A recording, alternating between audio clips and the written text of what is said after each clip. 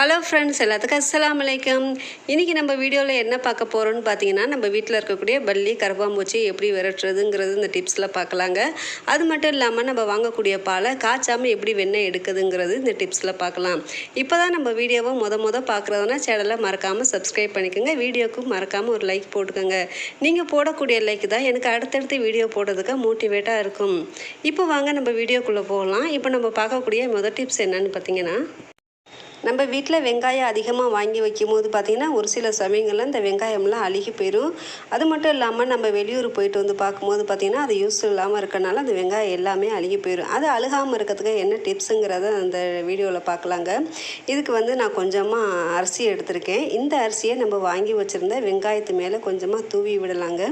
இதுக்கு வந்து வெங்காயத்துக்கு பேப்பர் ஒன்று அடியில் வச்சுட்டு அதுக்கப்புறம் நீங்கள் வெங்காயம் போட்டிங்கன்னு பார்த்தீங்கன்னா அந்த வெங்காயத்தில் இருக்கக்கூடிய ஈரங்களில் இந்த பேப்பர் வந்து உறிஞ்சிக்கும். ஸோ அதனால் வெங்காயம் கெட்டு போகாமல் இருக்கும். இந்த டிப்ஸை பிடிச்சிருந்தா நீங்கள் மறக்காமல் ட்ரை பண்ணி பாருங்கள். இப்போ அடுத்த டிப்ஸ் என்னென்னு பார்க்கலாம்.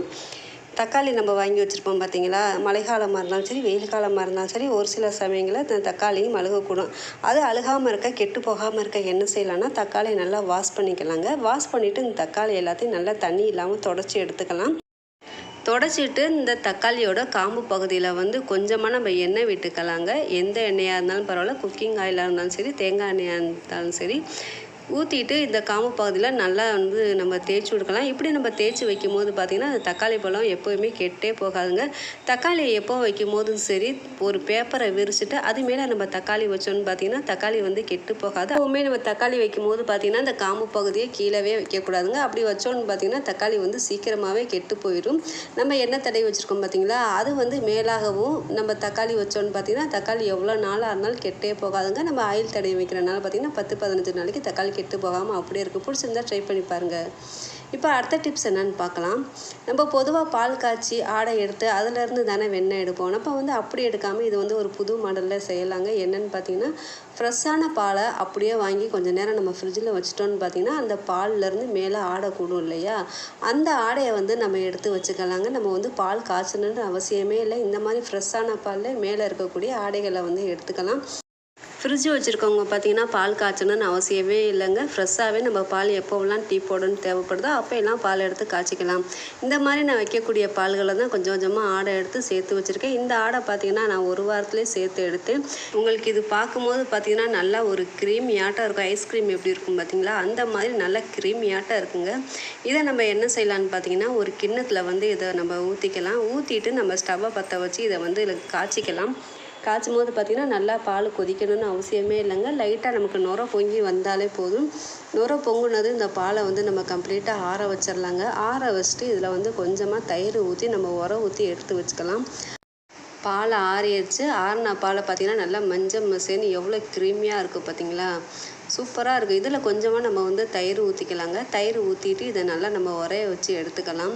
உறைஞ்சதும் பார்த்திங்கன்னா பால் நல்லா கெட்டியாக க்ரீமியாட்டம் இருந்துச்சு. இதை நீங்கள் என்ன செய்யலான்னு பார்த்தீங்கன்னா ஒரு 10 நிமிஷம் ஃப்ரீசரில் வந்து வச்சிடலாங்க. எதுக்கு ஃப்ரீசரில் வைக்கிறதுன்னு பார்த்தீங்கன்னா ஜில்னஸாக நம்ம அடிக்கும் போது பார்த்திங்கன்னா அந்த வெண்ணெயெல்லாம் நமக்கு வந்து கையில் ஒட்டவே ஒட்டாது. ஸோ அதுக்கு தான் வந்து தயிரை வந்து ஒரு 10 நிமிஷம் ஃப்ரீசரில் வச்சுக்கலாம். ஃப்ரீசரில் வச்சுட்டு இதை நம்ம என்ன செய்யலான்னு பார்த்தீங்கன்னா ஒரு மிக்ஸி ஜாரில் இதை நம்ம எல்லாத்தையும் சேர்த்துக்கலாம். சேர்த்துட்டு இந்த கிண்ணத்தை கழுவி கொஞ்சமாக இதில் நம்ம வந்து தண்ணி ஊற்றிக்கலாங்க. ஊற்றிட்டு இதை நம்ம என்ன செய்யலான்னு பார்த்தீங்கன்னா மிக்சியில் வந்து நல்லா ஒரு பிளெண்ட் பண்ணிக்கலாம். பிளெண்ட் பண்ணிவிட்டு நம்ம எடுக்கும்போது பார்த்திங்கன்னா வெண்ணெய் சூப்பராக திரண்டு வந்துருக்கு பார்த்திங்களா. இந்த வெண்ணெயை நம்ம கையில் அப்படியே எடுத்தோன்னு பார்த்திங்கன்னா கையெல்லாம் பிசு பிசுன்னு ஒட்டிக்கும். இதுக்கு நம்ம என்ன செய்யலான்னு பார்த்தீங்கன்னா இதில் வந்து ஒரு 2 ஐஸ் க்யூப் வந்து நான் போடுறேங்க. இந்த ஐஸ் க்யூப் எதுக்கு போடுறோன்னு பார்த்தீங்கன்னா இந்த வெண்ணெய் நல்லா அப்படியே நம்ம கையில் ஒட்டாமல் நல்லா கெட்டியாக இருக்கும். அதுக்கு தான் இந்த வந்து ஒரு ஐஸ் க்யூப் போடுறது. ஐஸ் க்யூப் போட்டுட்டு ஒரு சுற்றி எடுக்கும்போது பார்த்திங்கன்னா இந்த வெண்ணெய் எடுக்கிறதுக்கு நமக்கு வந்து சூப்பராக இருக்குங்க. கையிலையும் ஒட்டாது. இந்த வெண்ணெய் என்ன செய்யலான்னு பார்த்தீங்கன்னா அடுத்து ஒரு ஐஸ் வாட்டர் நம்ம போட்டு இதை வந்து நம்ம கழுவி எடுத்துக்கலாங்க. கழுவி எடுக்கும்போது பார்த்திங்கன்னா இந்த மோர் வந்து இந்த வெண்ணெயில் வரவே வராது. நமக்கு நெய் எடுக்கிறதுக்கும் பார்த்திங்கன்னா இந்த வெண்ணெய் வந்து சூப்பராக இருக்கும். நம்ம வெண்ணெய் சாப்பிட்றதுக்கும் பார்த்திங்கன்னா மோரோட வாசம் இல்லாமல் வெண்ணெய் நமக்கு சூப்பராக டேஸ்ட்டாக இருக்குங்க. அது மட்டும் இல்லாமல் நம்ம வந்து இதை மாதக்கணக்காக வந்து ஃப்ரீசரில் வச்சு ஸ்டோர் பண்ணிக்கலாம். வாங்கக்கூடிய பால்கள்லையும் நம்ம வீட்டிலேயே சூப்பராக வெண்ணெய் எடுக்கலாம். பிடிச்சிருந்தா ட்ரை பண்ணி பாருங்கள். தக்காளியில் இருக்கக்கூடிய தோல்களை எடுக்க நம்ம என்ன செய்வோம்னு பார்த்திங்கன்னா, கொதிக்கிற தண்ணியில் இந்த தக்காளியை போட்டுட்டு அதுக்கப்புறம் இந்த மேலாக இருக்கக்கூடிய தோல்களெல்லாம் நம்ம பிரிப்போம் இல்லையா. இனிமேல் அந்த மாதிரி செய்ய வேணாங்க. நம்ம காய் துருவக்கூடிய கிரேட்டர் இருக்கும் பார்த்திங்களா, எந்த இடத்துல நம்ம காய் துருவோமோ அதே இடத்துல வச்சு நம்ம தக்காளியை வச்சு தேய்க்கும் போது பார்த்திங்கன்னா, தக்காளியில் இருக்கக்கூடிய சதைகள்லாம் அந்த சைடும் தோல்கள் பார்த்திங்கன்னா மேலாகவும் வந்துருங்க. நம்ம இனிமேல் தக்காளியை வந்து தண்ணியில் போட்டு எடுக்கணுங்கிற அவசியமே இல்லை. ஒரு கிரேட்டர் இருந்தாலே போதுங்க. தக்காளி தனியாக தோல் தனியாக சூப்பராக எடுத்துக்கலாம். நான் தேய்ச்சிட்டு இருக்கும்போது பார்த்திங்கன்னா உங்களுக்கே தெரியும், தக்காளியில் இருக்கக்கூடிய சதைகள் வந்து தனியாகவும் தோல்கள் வந்து தனியாகவும் வருது பார்த்திங்களா. நீங்களே இதே மாதிரி ட்ரை பண்ணி பாருங்கள். தோல் எடுக்கிறதுங்கிற கவலையே இல்லைங்க. இதே மாதிரி சூப்பராக நம்மளும் அழகாக தோல் தனியாக தக்காளி தனியாக சூப்பராக பிரிக்கலாம். நமக்கு ஒரு கிரேட்டர் இருந்தாலே போதும். நான் செஞ்சு காட்டுறேன் பாருங்கள். சூப்பரான மெத்தட். ரெண்டுமே தனித்தனியாக எடுத்துகிட்டு தக்காளி தனியாக தோல் தனியாக சூப்பராக எடுத்து பிடிச்சிருந்தா அதை நீங்கள் ட்ரை பண்ணி பாருங்கள். இப்போ அடுத்த டிப்ஸ் என்னன்னு பார்க்கலாம். அடுப்பில் ஒரு கிண்ணம் வச்சுருக்கேன். இந்த கிண்ணத்தில் வந்து கொஞ்சமாக தண்ணி சேர்த்துக்கலாங்க. சேர்த்துட்டு நம்ம வீட்டில் இருக்கக்கூடிய வெங்காயத்தோல்கள் இருக்கும் பார்த்திங்களா, அந்த வெங்காயத்தோல்களை இந்த தண்ணியில் போட்டு நல்லா கொதிக்க விட்டுக்கலாம். இதோட எசன்ஸ் வந்து இந்த தண்ணியில் வந்து நல்லா இறங்கணுங்க. அந்த அளவுக்கு தண்ணியை நல்லா கொதிக்க வச்சுட்டு ஸ்டவ்வை வந்து ஆஃப் பண்ணி வச்சிடலாம். வெந்துக்கிட்டு இருக்கும்போது பார்த்திங்கன்னா இந்த வெங்காயத்தில் இருக்கக்கூடிய எசன்ஸ் எல்லாமே இறங்கிடுச்சு. இப்போ என்ன செய்யலாம்னு பார்த்திங்கன்னா, ஸ்டவ்வை வந்து நம்ம ஆஃப் பண்ணிடலாங்க. ஆஃப் பண்ணிவிட்டு இதை வந்து ஒரு அரை மணி நேரத்துக்கு அப்படியே வச்சிடலாம். அப்போ தான் இந்த தோல்களில் இருக்கக்கூடிய எசன்ஸ் எல்லாம் கம்ப்ளீட்டாக இறங்கிடும். இறங்கினதுக்கப்புறம் என்ன செய்யலாம்னு பார்த்திங்கன்னா, இந்த தோல்கள்லாம் நம்ம வந்து வடித்து எடுத்துக்கலாங்க. இப்போ இந்த தண்ணியை பார்க்கும்போதே பார்த்திங்கன்னா உங்களுக்கு சூப்பரான ஒரு கலர் இருக்குது பார்த்திங்களா. இது மேலே கொஞ்சமாக நம்ம வீட்டில் யூஸ் பண்ணக்கூடிய டால்கம் பவுடர் வந்து போட்டுக்கலாங்க. போட்டுட்டு இதை நம்ம என்ன செய்யலாம்னு பார்த்திங்கன்னா, ஒரு ஸ்ப்ரே பாட்டிலில் வந்து நம்ம இதை ஊற்றிக்கலாம். இது நம்ம எதுக்கு செய்கிறோன்னு பார்த்திங்கன்னா, நம்ம வீட்டில் பல்லி கரப்பாம்பூச்சி எல்லாம் இருக்குது பார்த்திங்களா, அதுக்கு வந்து நம்ம இந்த தண்ணியை வந்து ஸ்ப்ரே பண்ணும்போது பார்த்திங்கன்னா, அந்த வெங்காயத்தோட வாடைக்கும் இந்த பவுட்ரோட வாசத்துக்கும் பல்லி கரப்பாம்பூச்சி வரவே வராதுங்க. நம்ம வீட்டில் எங்கெல்லாம் பல்லி கரப்பாம்பூச்சி வருதோ அந்த இடத்துல எல்லாம் இந்த தண்ணியை வந்து நம்ம ஸ்ப்ரே பண்ணி வைக்கும்போது பார்த்திங்கன்னா கரப்பாம்பூச்சி பல்லி எதுவுமே வராதுங்க. பிடிச்சிருந்தா இந்த டிப்ஸை நீங்கள் மறக்காமல் ட்ரை பண்ணி பாருங்கள். எனக்கு எங்கெல்லாம் கரப்பாம்பூச்சி பல்லி வருதோ அந்த இடத்துல எல்லாம் நான் வந்து ஸ்ப்ரே பண்ணுறேங்க. முக்கியமாக ஸ்டவ் கடியிலையும் நம்ம வச்சுருக்கக்கூடிய மளிகை ஜாமான்லேயும் அதிகமாக வரும் பார்த்திங்களா, அந்த இடத்துல வந்து அந்த தண்ணியை நான் ஸ்ப்ரே பண்ணிக்கிறேன். நம்ம கிச்சனில் வடகம் பொரிக்கவோ இல்லை ஃபிஷ் பொரிக்கவோ யூஸ் பண்ணுவோம்ல இடுக்கி, அதை வந்து நம்ம கடையில் வாங்காமல் வீட்டிலே எப்படி ரெடி பண்ணுறதுன்னு பார்க்கலாம். அதுக்கு வந்து நான் 2 ஃபோர்க் எடுத்திருக்கேன். அதை வந்து இந்த மாதிரி ஆப்போசிட் சைடில் வச்சு மேலே வந்து நம்ம லப்பர் பேண்ட் போட்டுக்கலாம். இது வந்து கொஞ்சம் டைட்டாக இருக்கணுன்றதுக்காக நான் 2 லப்பர் பேண்ட் போட்டிருக்கேன்.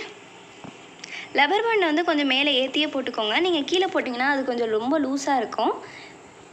இந்த இடுக்கி வந்து நம்ம வீட்டிலே சூப்பராக செஞ்சாச்சு. நம்ம கடையில் வாங்க வேண்டிய அவசியமே இல்லை.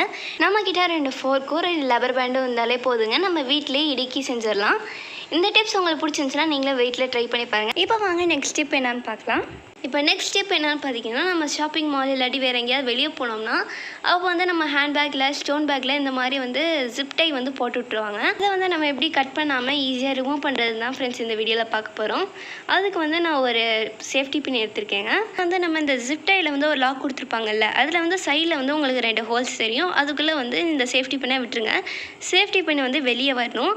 அதுக்கடுத்து நீங்கள் அதை ரிமூவ் பண்ணி பார்த்தீங்கன்னா ஈஸியாக வந்துடுங்க. சேஃப்டி பின் இருந்தாலே போதுங்க. நம்ம ஈஸியாக அந்த மாதிரி ஜிப் டை வந்து ஓப்பன் பண்ணிடலாம். உங்களுக்கு பிடிச்சிருந்துச்சுன்னா நீங்களே வெயிட்டில் வந்து ட்ரை பண்ணி பாருங்கள். வாங்க ஃப்ரெண்ட்ஸ், அடுத்த டிப்ஸ் என்ன. நம்ம ஃபோனுக்கு சார்ஜ் பண்ணோம்னா நம்ம கீழே வந்து ஒரு டேபிள் வச்சு தான் சார்ஜ் போடுவோம். அதுக்கு பதிலாக நம்ம இந்த ஜிப் டையை வச்சு ஒரு ஃபோனுக்கு அழகாக ஸ்டாண்ட் மாதிரி செஞ்சுக்கலாம் ஃப்ரெண்ட். அது எப்படி செய்கிறேன்னு இந்த வீடியோவில் பார்க்கலாம். அதுக்கு வந்து நான் ஒரு 3 ஜிப் டை எடுத்துருக்கேன். அதுலேருந்து ஒன்று இந்த அடாப்டர் மேலே சென்டரில் வந்து நம்ம இந்த மாதிரி மாட்டிக்கலாம். இதை வந்து நம்ம ரொம்ப டைட்டாக மாட்டிடாமல் கொஞ்சம் லூஸாகவே மாட்டுவோம். இப்போ வந்து நான் இன்னொரு ஜிப் டை எடுத்திருக்கேன். அதை வந்து இந்த மாதிரி சைடில் வச்சு நம்ம வந்து லாக் பண்ணிக்கோங்க. அது வந்து உங்களுக்கு ஃபோனுக்கு ஏற்ற அளவுக்கு வந்து நீங்கள் வந்து கொஞ்சம் டைட்டாகவே மாட்டிக்கோங்க. இதே வந்து உங்கள் ஃபோன் கொஞ்சம் பெருசாக இருந்துச்சுன்னா நீங்கள் வந்து கொஞ்சம் பெரிய ஜிப் டையாக எடுத்துக்கோங்க. இப்போ அந்த மாதிரி எனக்கு ஃபோனுக்கு ஏற்ற சைஸுக்கு வந்து நான் அந்த மாதிரி மாட்டியிருக்கேன். இப்போ அந்த ஜிப் டை வந்து கொஞ்சம் டைட் பண்ணிட்டு அது மேலே இருக்கிறத கட் பண்ணிடலாம். இப்போ வந்து இதில் வந்து சார்ஜரை வந்து நம்ம ஃபிக்ஸ் பண்ணிடலாம். இப்போ வந்து நம்ம ஃபோனுக்கு வந்து சார்ஜ் போடுறதுக்கு வந்து நம்ம சைடில் வந்து 2 ஜிப் டை வந்து அட்டாச் பண்ணியிருந்தோம்ல, அதுக்குள்ளே வந்து நம்ம ஃபோனை வந்து விட்டுடலாம். இப்போ வந்து நம்மளுக்கு சார்ஜ் போட எந்த ஒரு டேபிளோ இல்லை எதுவுமே தேவையில்லைங்க. நம்மளுக்கு வந்து ஈஸியாக சார்ஜர் பக்கத்துலேயே வந்து நம்ம சார்ஜ் போட்டுக்கலாம். இந்த டிப்ஸ் வந்து நம்மளுக்கு வந்து ரொம்ப யூஸ்ஃபுல்லாகவே இருக்குங்க. இந்த டிப்ஸே நீங்களும் வீட்டில் ட்ரை பண்ணி பாருங்கள். இப்போ அடுத்த டிப்ஸ் என்னன்னு பார்க்கலாம். இப்போ இந்த டிப்ஸ் வந்து செய்ய நான் ஒரு 2 ஜிப் டை எடுத்திருக்கேங்க. அதை வந்து என் ஃபோனுக்கு ஏற்ற மாதிரியான சைஸில் வந்து நான் லாக் பண்ணி வச்சுருக்கேன். நம்ம இந்த ஜிப் டைக்குள்ளே வந்து நம்ம ஃபோனை வந்து இன்சர்ட் பண்ணி வச்சுக்கலாம். இப்போ வந்து நம்ம எடுத்து வச்சுருக்க ஜிப் டைலேருந்து ஒன் சைடு வந்து நம்ம ஒரு ஜிப் டை மாட்டிக்கலாம். அதே மாதிரி இன்னொரு சைடும் வந்து நம்ம மாட்டிக்கலாம். இப்போ நம்மளுக்கு மிச்சம் இருக்கிறது வந்து நம்மளுக்கு ஒரு ஸ்டாண்டு மாதிரி இருக்குங்க. நம்ம இனிமேல் மொபைலுக்கு ஸ்டாண்ட் வாங்கணுங்கிற அவசியமே இல்லைங்க. நம்மளுக்கு வீட்டில் வந்து ஜிப் டை இருந்தாலே போதுங்க. நம்ம ஈஸியாக வந்து இந்த மாதிரி ஃபோன் ஸ்டாண்ட் செஞ்சிடலாம். இதை வந்து நம்ம என்ன பண்ணாலுமே கீழே விழுகாதுங்க. நம்மளுக்கு வந்து இந்த ஸ்டாண்ட் வந்து கொஞ்சம் ஸ்ட்ராங்காகவே நிற்கும். பாருங்கள், நான் என்ன பண்ணாமே அது கீழே விழுகாது. நம்மளுக்கு வந்து ஃபோன் யூஸ் பண்ணவும் ரொம்ப கம்ஃபர்டபுளாகவே இருக்குங்க கீழே வச்சு பார்க்க. பிடிச்சிருந்தா இந்த டிப்ஸை வந்து நீங்கள் யூஸ் பண்ணி பாருங்கள், ரொம்ப யூஸ்ஃபுல்லாகவே இருக்கும். இப்போ வாங்க ஃப்ரெண்ட்ஸ், நெக்ஸ்ட் டிப்ஸ் என்னன்னு பார்க்கலாம். இப்போ இந்த டிப்ஸில் வந்து நம்ம என்ன பார்க்க போகிறோம் பார்த்தீங்கன்னா, நம்மள்ட்ட இந்த மாதிரி வந்து ஹேண்டில் உடஞ்ச கப்பெல்லாம் இருக்குங்க. இதை வந்து நம்ம தூக்கி போட்டுருவோம். இதை வந்து நம்ம தூக்கி போடாமல் எப்படி ரீயூஸ் ஐடியாஸ் தாங்க ஃப்ரெண்ட்ஸ் பார்க்க போகிறோம். அதுக்கு வந்து நான் ஒரு 2 ரப்பர் பேண்ட் எடுத்திருக்கேன். அதை வந்து இந்த கப்பில் வந்து மாட்டிக்கலாம். இப்போ வந்து இதுக்கு நான் 2 ஜிப் டையும் எடுத்திருக்கேங்க. இப்போ இதுலேருந்து ஒரு ஜிப் டை எடுத்து இந்த ரப்பர் பேண்ட்குள்ளே விட்டு நம்ம வந்து இதை டைட் பண்ணிக்கலாம். இதை வந்து நமக்கு ஃபிங்கருக்கு ஏற்ற அளவுக்கு வந்து நம்ம வந்து டைட் பண்ணிக்கோங்க. இப்போ இதே மாதிரி இன்னொரு ஜிப் டையும் எடுத்து நம்ம லாக் பண்ணிக்கலாம். இது வந்து நம்ம கப்புக்கு வந்து ஒரு ஹேண்டில் மாதிரி இருக்குங்க. இப்போ மிச்சம் இருக்கிறத வந்து நம்ம கட் பண்ணிக்கலாம். இப்போ பாருங்க, நமக்கு வந்து சூப்பரான ஒரு கப்புக்கு வந்து ஹேண்டிலும் ரெடி ஆயிடுச்சு. இது வந்து உங்களுக்கு ரொம்ப டைட்டாகவே இருக்குங்க, கீழே மக்கு வந்து விழுகாது. இந்த ரப்பர் பேண்ட் பதிலாக நீங்கள் ஜிப் டை கூட யூஸ் பண்ணிக்கலாம். அது வந்து கொஞ்சம் டைட்டாகவே இருக்குங்க. இந்த டிப்ஸ் பிடிச்சிருந்துச்சுன்னா நீங்கள் வெயிட்டில் ட்ரை பண்ணி பாருங்கள். வாங்க ஃப்ரெண்ட்ஸ், நெக்ஸ்ட் டிப்ஸ் பார்க்கலாம். அதுக்கு வந்து நான் ஒரு 2 பழைய டூத் ப்ரஷ் எடுத்திருக்கேங்க. அது கூடவே நான் 2 ரப்பர் பேண்டையும் எடுத்திருக்கேங்க. இப்போ நான் வைக்கிற மாதிரி நீங்கள் வந்து டூத் ப்ரஷ் வச்சுட்டு ஒரு ரப்பர் பேண்டை வந்து கீழே வந்து நீங்கள் போட்டுருங்க.